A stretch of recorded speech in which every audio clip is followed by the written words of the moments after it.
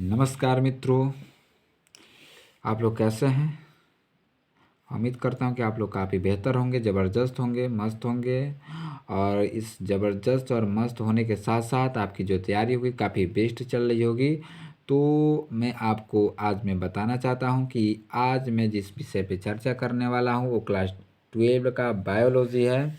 और बायोलॉजी से रिलेटेड मैं 15 नंबर का यानी 15 नंबर का क्वेश्चन मैं लेकर आया हूं, जो आपके एग्ज़ाम पेपर के लिए 100% नहीं 101% ग्रांटेड है कि ये प्रश्न आपके एग्ज़ाम पेपर में आएगा। तो आएगा तो ये बायोलॉजी, बायो का मतलब होता है जीवन, लॉजी का मतलब होता है अध्ययन।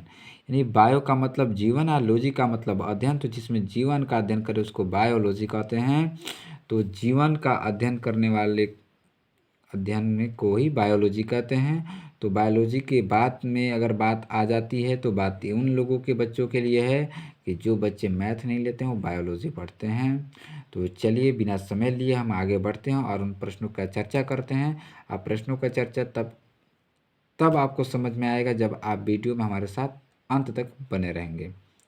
तो चलिए दोस्तों, वीडियो में हमारे साथ अंत तक बने रहिएगा और पूरे प्रश्न को अच्छे से देखिए। और उसके बाद से अगर वीडियो पसंद आता तब आप वीडियो को लाइक, चैनल को सब्सक्राइब कीजिएगा। ठीक है, तो हमारा पहला प्रश्न जो है वो है मनुष्य के नर जनन तंत्र के सचित्र वर्णन कीजिए। इसमें इसमें शुक्राणु कहाँ संचित रहते हैं। अब बात समझिएगा कि आपको मनुष्य का नर जनन तंत्र का आपको सचित्र वर्णन करें, चित्र बनाना है। एक चीज़ समझिए, चित्र बनाना, देखिए चित्र बनाने के बाद से इसमें शुक्राणु कहाँ संचित रहने, कहाँ शुक्राणु की जो अवस्था होती है वो कहाँ रहता है, इस चीज़ को भी आपको दर्शाना है। ठीक, तो अगर आप पूरे अच्छे से इस चीज़ को बताते हैं तो आपको 5 नंबर आपको एक प्रश्न पे मिलता है।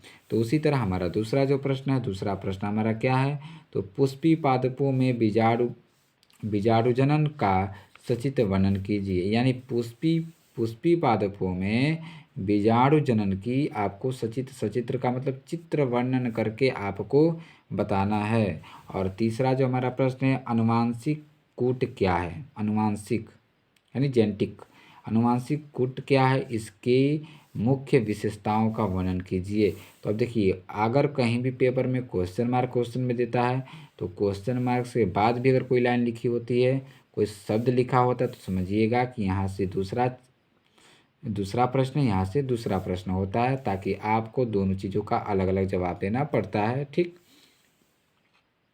उसी तरह चौथा प्रश्न है, जैव विकास किसे कहते हैं, क्वेश्चन मार्क। भूवैज्ञानिक कालों में होकर पादपों के विकास का सचित्र वर्णन कीजिए। यानी मैं आपको बता देना चाहता हूँ कि क्लास 12 में सचित्र वर्णन टाइप के क्वेश्चन, चित्र संबंधित क्वेश्चन काफ़ी ज़्यादा पूछते हैं और हर सीट में लगभग आपको क्वेश्चन मिल जाएगा। उसी तरह हमारा पांचवा जो प्रश्न हो रहेगा, पांचवा प्रश्न हमारा है, पादपों की जाति विविधता कोष्ठक में 22%, जंतुओं 72% की देखिए, आपको थोड़ा पास में फ़ोन करते हैं, की अपेक्षा बहुत कम है। क्या कारण है कि जंतुओं में अधिक विविधता मिलती है। तो आपको पादपों और जंतुओं में 22% और जो 72% की जो बात है, उस चीज़ को समझ के उस चीज़ को दर्शाना कि आखिर जंतुओं में अधिक कैसे प्राप्त होती है। ठीक है, उसके बाद 6 नंबर क्वेश्चन हमारा है मित्रों, 6 नंबर क्वेश्चन आपके लिए है। तो किसी भौगोलिक क्षेत्र में जाति क्षति के मुख्य कारण क्या हैं। यानी किसी भौगोलिक क्षेत्र में जाति क्षति के मुख्य कारण क्या है, उस चीज़ को आपको बताना है। तो मैं आपसे बता देना चाहता हूँ कि इतना प्रश्न आपके पेपर में नहीं पूछेगा, लेकिन मैं आपको दे रखा हूँ। ठीक है, आपसे 2 ही 4 क्वेश्चन करेगा, जिसमें से आपको प्रश्नों का जवाब 2 प्रश्न का जवाब देते हैं आपको, या 3 प्रश्न का जवाब देते हो आपका 15 नंबर कम्प्लीटली मिल जाता है। तो इसी तरह हमारा 7 नंबर क्वेश्चन है। इसीलिए मैं आपस के मैं अपनी ऑल वीडियो की बात करूं तो ऑल वीडियो में काफ़ी ज़्यादा मैं आपको प्रश्न नहीं देता हूँ, काफ़ी कम कम प्रश्न आपको देता हूँ, क्योंकि मुझे पता है कि आपके एग्ज़ाम में किस टाइप के प्रश्न पूछ सकता है या किस टाइप के प्रश्न आ सकते हैं। तो उसी तरह हमारा 7 नंबर जो क्वेश्चन है वो है, लघु बीजाणुधानी तथा गुरु बीजाणुधानी के बीच कोई 3 अंतर स्पष्ट करें। यानी लघु बीजाणुधानी जो है और गुरु बीजाणुधानी का आपको 3 अंतर यानी डिफरेंट आपको बताना है। और 8 नंबर और लास्ट नंबर हमारा क्वेश्चन है कि एक संकर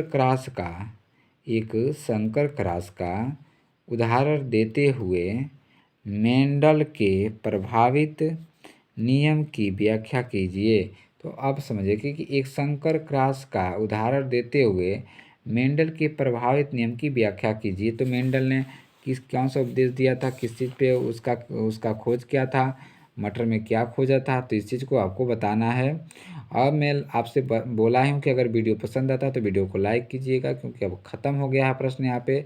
तो अब यहाँ पे भी मैं आपको याद दिलाता जानना चाहता हूँ कि अगर आपको वीडियो पसंद आता है तो वीडियो को लाइक कीजिएगा, चैनल को सब्सक्राइब कीजिएगा, क्योंकि उम्मीद खुद से करो, दूसरों से नहीं। हम आपको उस वे को बताते हैं, उस रास्ते को बताते हैं, लेकिन आपको उसमें 100 में 100 देना आपका काम है।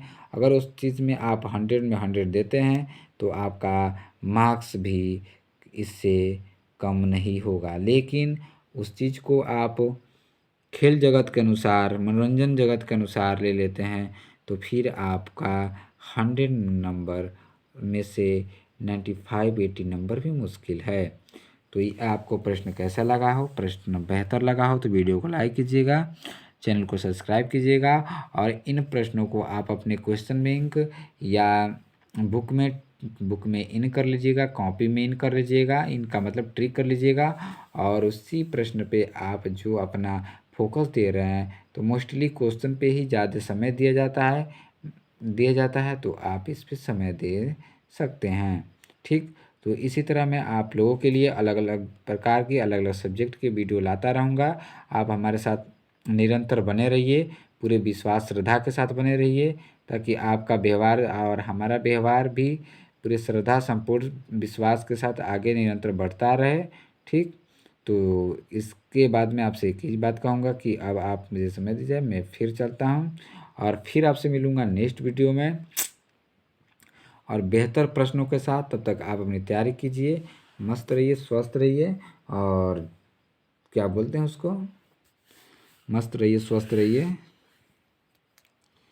और आगे बढ़िए। मैं तो औरों को बात याद नहीं है, मैं तो मुझे कहना जो है वो यही है कि आगे बढ़िए। ठीक है, क्योंकि जो पढ़ाई का जो ज़रिया है इसको बेहतर बनाइए और निरंतर फोकस कीजिए, कि ताकि सफलता का जो मंत्र है वो काफ़ी जल्दी आपको एक्सेप्ट कर ले, आपको ज़्यादा समय का इंतज़ार ना करना पड़े फ्यूचर ब्राइट के लिए। तो चलिए फिर आपसे हम मिलते हैं नेक्स्ट वीडियो में, तब तक के लिए आप अपनी तैयारी करते रहिए। जय हिंद दोस्तों।